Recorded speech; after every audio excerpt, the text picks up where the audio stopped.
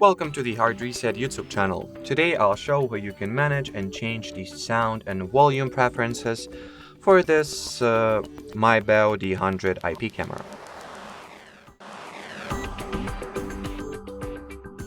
So first, take your phone, then launch the IPC360 app. Here, select the devices section, then open the camera settings or device settings, then go into sound. And here you can switch on or off the sound for video on or off, and you can also enable or disable the sound alert for camera online.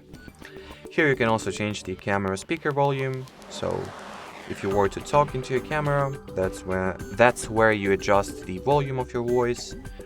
You can manage the camera notifications volume, as well as the camera microphone volume, so how sensitive will be the built-in camera mic that will retranslate the sound it records to your phone, to your app directly.